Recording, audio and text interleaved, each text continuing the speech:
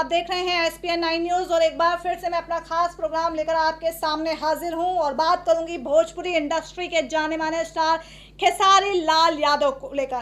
खेसारी लाल यादव के बारे में कहा जा रहा है कि वो झारखंड में हैं और झारखंड में उन्होंने बाकायदा मीडिया से मुलाकात की है और मीडिया के हर सवाल का बेबाकी से जवाब दिया है। जी हाँ, उनसे सिलसिलेवार तरीके से कई सवालों के जवाब पूछे गए हैं, जिसमें उन्होंने पीएम मोदी के विकास से लेकर ये भी क्लियर किया है कि आखिर नीतीश सरकार ने शराबबंदी करके घाटा पहुंचाया है या फिर फायदा पहुंचाया। इसके अलावा उन्होंने ये कहा है कि मैं विधानसभा चुनाव नहीं लड़ रहा हूं। इसके अलावा उन्होंने ये भी कहा है कि मैं किसी भी पार्टी के साथ जुड़ूंगा जरूर, लेकिन मेरी शर्त होगी है। तो चलिए सबसे पहले मैं आपको बताती हूं कि आखिर उन्होंने सबसे पहले किस सवाल का जवाब दिया है।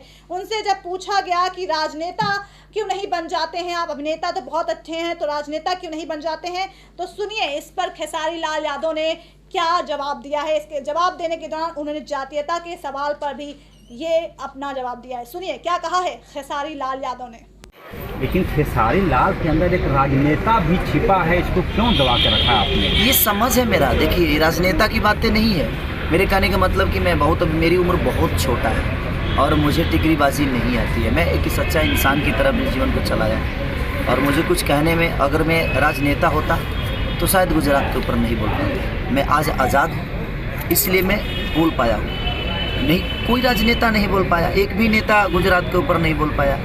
सबको अपनी कुर्सी बचाने की डर है। तो राजनेता आपके जीवन दुख सुख में काम नहीं आ सकता, इसलिए हमें खुद से स्टेप लेना पड़ेगा। अगर पब्लिक जागरूक हो जाए, जब तक ये जातीयता का झंडा दुनिया लेकर घूमेगी, तब तक दुनिया का कोई भी स्टेट विकास नहीं करेगा। तब ये बता दीजिए। चलिए, आपने ये तो सुन लिया कि आखिर खेसारी ने क्या कुछ कहा है इस सवाल पर। चलिए अब आपको सुनवाते हैं कि खेसारी लाल यादव ने ये भी कहा है कि वो किसी पार्टी का समर्थन नहीं करेंगे। दर्शकों, इस बात से साफ जाहिर हो रहा है कि जो उनकी लालू प्रसाद यादव की पार्टी के साथ नजदीकी बताई जा रही थी, उसको जोरदार झटका लगा है, क्योंकि उन्होंने ये कहा है कि वो किसी पार्टी का समर्थन नहीं करेंगे। और साथ ही जो अभी मैं आपको जो बाइट सुनवाने जा रही हूँ उसको लेकर, उस बाइट को सुनकर साफ साफ इशारे हो रहे हैं कि जो नजदीकी उनकी बताई जा रही थी आरजेडी से, फिलहाल वो उसके समर्थन में नहीं है। और साथ ही उनके इस बयान से लालू प्रसाद यादव की पार्टी राष्ट्रीय जनता दल को तगड़ा झटका लग सकता है। सुनिए क्या कहा है खेसारी लाल यादव ने। मैं किसी का समर्थन नहीं करता हूँ। हाँ, अगर मुझे किसी को अपनाना है, अगर कोई मानता है कि खेसारी आप मेरे लिए काम करो, तो उसके लिए मैं गांधी मैदान जाऊंगा। मैं बोलूँगा कि पूरे दुनिया के सामने आप मेरे शर्तों को एक्सेप्ट करिए। मैं पूरी जनता के साथ आकर आपका हेल्प करूँगा, पूरी जनता आपके साथ हो जाएगी। लेकिन मैं लिखित रूप से आपसे लूँगा। जो मुझे 38 जिला में 38 फैक्ट्रियाँ चाहिए, मुझे रोजगार चाहिए, मुझे फिल्म सिटी चाहिए। एक फिल्म सिटी बनने में कम से कम मुझे लगता है कि 10 से 12 लाख लोग इन्वॉल्व हो जाएंगे। होटल का सब्सिडी मिलेगा तो हिंदी से लेकर भोजपुरी से लेकर हर जगह की मूवी आएगी, बनेगी, लोगों को रोजगार मिलेगा। एक फैक्ट्री नहीं है। ये बताइए कि चंदा के पैसे से हम सिर्फ पूजा कर सकते हैं। चंदा हम भी मांगते थे, सरस्वती पूजा का चंदा, दुर्गा पूजा का, विश्वकर्मा पूजा का। हम चंदा से सिर्फ पूजा कर सकते हैं ना। तो केंद्र का पैसा आएगा तो सिर्फ कुछ खर्चे हो सकते हैं मेरे, बाकी के विकास नहीं हो सकता है। जब तक आपका राज्य का टैक्स नहीं होगा तब तक आप विकास नहीं कर पाएंगे। और बिहार में राज्य टैक्स कुछ है ही नहीं। एक बालू भी है तो बालू पर भी रोक लग जाता है, 4 महीने 5 महीने बाद बालू बंद रहेगा। तो बताइए, जब हमारे राज्य में टैक्स ही नहीं है तो हमारा विकास कहाँ से होगा? हम इतने पढ़े लिखे हैं, उसके बावजूद भी हमें गुजरात को बढ़ाने के लिए जाना पड़ता है। हम गुजरात के फैक्ट्री में काम करते हैं, तो हम तो वहीं का विकास कर रहे हैं ना। इन सवालों के बाद जब खेसारी से ये पूछा गया कि बिहार के मुख्यमंत्री नीतीश कुमार ने शराबबंदी लागू की है सूबे में, तो इसका कितना असर आप मानते हैं, तो सुनिए क्या कहा है खेसारी ने बिहार के मुख्यमंत्री नीतीश कुमार को लेकर। बहुत ही कटाक्ष लहजे में उन्होंने ये तंज कस दिया है। फैसला माना जाए। देखिए, समस्या ये है कि शराबबंदी कोई ये छोटा मुद्दा है। शराबबंदी का मतलब हमारे यहाँ होता क्या है कि रोगी का रोग ठीक नहीं करना है, सीधे रोगी को मार देना है।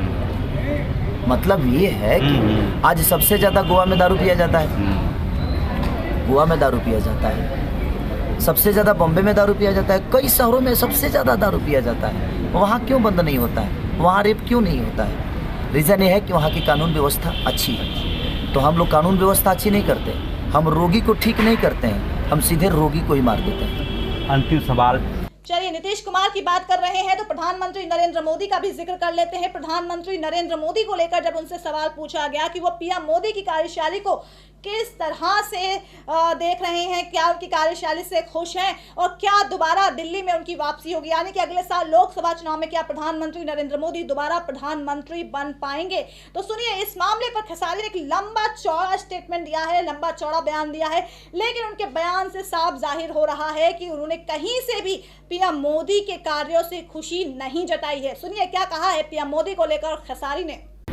कैसा काम कर रहे हैं, क्या लगता है दिल्ली में उनकी वापसी हो पाएगी आम सर, जनता ये के तो तौर नहीं, पे? ये देखिए, आम जनता के तौर पे विकास दुनिया को चाहिए, लेकिन हमारे अंदर एक सबसे बड़ी प्रॉब्लम ये है कि खुद से हमें संभालना पड़ेगा, हम लोगों को खुद एक स्टेप लेना पड़ेगा।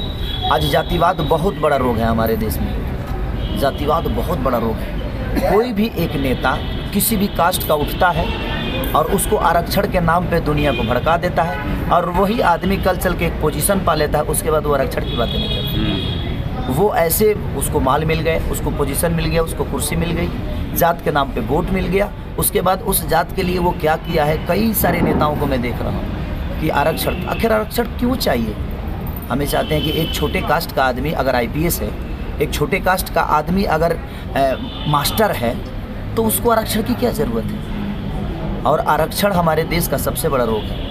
आरक्षण हटाने के लिए अच्छा स्कूल ज़रूरी है, तो हमें आरक्षण की ज़रूरत नहीं है। अगर अच्छा स्कूल हमें मिले तो हमें आरक्षण की कोई ज़रूरत नहीं है, हम पढ़कर अपने मंजिल को पा सकते हैं। और हर नेता ही करता है, आरक्षण के नाम पे लोगों को भड़काता है और लोग हाथ से उसे करते हैं। वो एक चुनाव आता है तभी आरक्षण की बातें होती है, सिर्फ अपना वोट पाने के लिए, अपनी कुर्सी बचाने के लिए, और उसके बाद वो आरक्षण की कोई बातें नहीं होती है। जिस पार्टी में वो जाता है बस वो मंत्री बना, विधायक बना, कुर्सी मिली, उसके बाद आरक्षण की बातें नहीं होती। तो सबसे ज़्यादा बेवकूफ़ जनता है जो उसकी बातों में आकर और हाथ से उसे करके अपनी। तो सुना आपने, पीएम मोदी को शायद दोबारा प्रधानमंत्री के पद पर नहीं देखना चाहते हैं खेसारी। उन्होंने साफ साफ कहा है कि विकास कहना और करना दोनों में जमीन आसमान का अंतर है। चलिए, इसके अलावा खेसारी लाल यादव ने राम मंदिर मामले और आरक्षण पर भी जमकर हल्ला बोला है। उन्होंने कहा है कि इंसान को 2 जून की रोटी चाहिए, इंसान के अंदर ही राम है, अपने माँ बाप को ही भगवान मान लो, वही राम है। यानी कि सुनिए, यानी कि खेसारी ने साफ साफ कहा है विकास की राजनीति होनी चाहिए, धर्म की नहीं। सुनिए क्या कहा है खेसारी ने। हम आज गुजरात में 5,000 का कम से कम घर लेते होंगे किराए पे। अगर हमें 8,000 रुपये का सैलरी बिहार में ही मिल जाता तो शायद वो 5,000 रुपया हमारा बच जाता जो हम रूम किराया देते हैं। ये किसी को, हमें राम मंदिर चाहिए, घर में माँ बाप बड़े हैं, उनको कोई पूछता नहीं है, उन्हीं को राम मानो ना, उन्हीं को सीता मानो ना, किसको सब फुर्सत है। तो वहीं जब खेसारी से ये पूछा गया कि आपके बारे में ऐसे संकेत आ रहे हैं कि आप जब आगामी दिनों में, यानी आगामी सालों में बिहार में जब अगले विधानसभा चुनाव होंगे बिहार में, तो आप शायद सियासी दंगल या सियासी रण क्षेत्र में कूद सकते हैं और बतौर विधायक चुनाव लड़ सकते हैं, बतौर किसी पार्टी से जुड़ सकते हैं। तो इस पर खेसारी ने ऐसा बयान दिया है जो कहीं ना कहीं उनको अपनी पार्टी में शामिल कराने या उनको जो पार्टियां भी अप्रोच करना चाहती हैं उनको एक सांकेतिक तौर पे सबसे बड़ा इशारा खेसारी ने दिया है कि अगर मुझसे अप्रोच करने की कोशिश करोगे तो पहले ये शर्त पूरी करनी पड़ेगी। सुनिए क्या कहा है कि खेसारी चुनाव लड़ेंगे या फिर नहीं लड़ेंगे। इसके साथ ही खेसारी ने क्या शर्त रखी है। बह रही है कि आप संभवतः विधानसभा का चुनाव लड़ सकते हैं। अरे नहीं, विधानसभा लोग दुनिया बोलने दीजिए, मुझे चुनाव से मतलब नहीं। मैं चाहता हूं कि पब्लिक जागरूक हो जाए, पब्लिक जाग जाए। खेसारी को चुनाव लड़ने और नहीं लड़ने से मेरा रोजी रोटी ऐसा नहीं कि बंद हो जाने वाला। मैं आज सक्षम हूँ जो अपने परिवार का पेट पाल सकता हूँ। मैं ये चाहता हूँ कि मैं जिस गरीबी से यहाँ तक आया वो गरीबी बिहार में ख़त्म हो जाए। ये लोग गरीब को ही ख़त्म करते हैं। कोसी नदी जहाँ तक सवाल है, आज कितने लोग CM बने बिहार में, लेकिन एक आदमी कोसी नदी के बारे में, हम 1 साल कमाते हैं, अपना घर बनाते हैं और गंगा मैया 1 साल में अंदर उसको लेके चले जाती है। तो पूरा जीवन हमें घर बनाने में ही लग जाता है। कोसी नदी के से जुड़े हुए जितने भी गांव हैं, जितने भी शहर हैं, तो पूरा जीवन हम कोसी नदी के पानी में डूबे रहते हैं। 6 महीने वो हटता है, फिर हम अपना घर बनाते हैं, फिर गंगा मैया लेके जाती है। इसका कोई उपाय नहीं कर रहा है। हर आदमी कोसी नदी पे, जिस दिन कोसी नदी बन गया सबकी राजनीति खत्म। राम मंदिर जिस दिन बन गया उस दिन राजनीति खत्म। राम मंदिर नहीं बनाना है हमें मस्जिद नहीं बनाना है, ना किसी को नमाज़ पढ़ने का टाइम है, हम घर में भी नमाज़ पढ़ लेते हैं। हम घर में भी सीता माँ का और राम का पूजा कर लेते हैं, किसको टाइम है? माँ बाप को पूजो, वही हमारे लिए राम मंदिर। आप नीतीश से अच्छा बोलते हैं, तेजस्वी से भी अच्छा आपका स्पीच है। मेरा मानना देखिए, फिर क्यों मेरा क्यों रोक रखा मैं आपने कभी अंदर नेता के हूँ पॉलिटिशियन को? नहीं, अरे नहीं, आज ये पॉलिटिशियन बहुत गंदा चीज़ है। मैं जीवन में आज़ाद बन के जीना चाहता हूँ, और राम मंदिर के लिए, राम मंदिर के जगह पे काश एक हॉस्पिटल बन जाता तो उसमें मुसलमान का भी इलाज होता और एक हिंदू का भी इलाज होता। काश एक स्कूल बन जाता तो उसमें हिंदू का भी बच्चा और मुसलमान का बच्चा भाई की तरह एक साथ बैठ कर पढ़ते। लेकिन हमें राजनीति करना है, हमें राम मंदिर पे, इसलिए हम दुनिया को भड़का रहे हैं। और ये जब तक जनता नहीं समझेगी तब तक हम ऐसे ही हाथ से उसे हर आदमी का झंडा लेकर घूमते रहेंगे और हमारा कोई विकास नहीं होने वाला है। तो इसलिए जनता को जागरूक, जो नेता गांव में जाए मार के भगाइए, मुझे ये चाहिए, तब वो नेता वादा करके जाएगा। और नहीं तो जिस दिन चाहे उस दिन सरकार। मैं किसी में मिलूंगा जरूर, ऐसा नहीं कि मैं किसी में मिलूंगा नहीं। मैं जो पार्टी मुझे अप्रोच करेगा मैं उसमें मिलूंगा, लेकिन मेरा शर्त होगा कि मुझे 38 जिला में 38 फैक्ट्रियाँ चाहिए।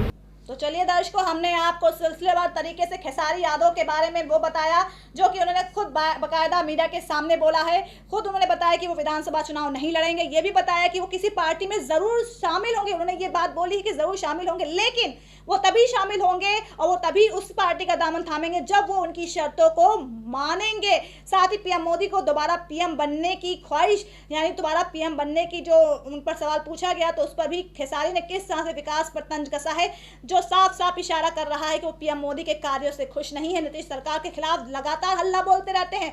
फिर से उन्होंने कहा शराबबंदी से कुछ नहीं होता। क्या कहा आपने सुना ना, कि शराबबंदी बंद करना मतलब कि एक इंसान को मार देना, वही उन्होंने कहा। हालांकि उन्होंने जो कहा है वो वाकई सराहनीय है कि आपने किस तरह शराबबंदी बिहार में लागू की और उसका क्या असर और क्या उसका बेअसर, जो नकारात्मक सकारात्मक क्या उसके दृष्टिकोण देखने को मिल रहा है, उसको बयां किया है खेसारी ने। कुल मिलाकर मैंने अपने इस खास प्रोग्राम में आपको बताया कि खेसारी लाल यादव ने आखिरकार स्पष्ट कर दिया कि वो विधानसभा चुनाव नहीं लड़ रहे हैं, लेकिन उन्होंने इशारों में ये भी कह दिया कि वो चुनाव लड़ सकते हैं, किसी पार्टी का दामन थाम सकते हैं, लेकिन उनकी शर्त होगी कि बिहार के 38 जिलों का विकास किया जाए, जिन क्षेत्रों में जाए उसका विकास किया जाए। ये कहा है खेसारी ने। नमस्कार।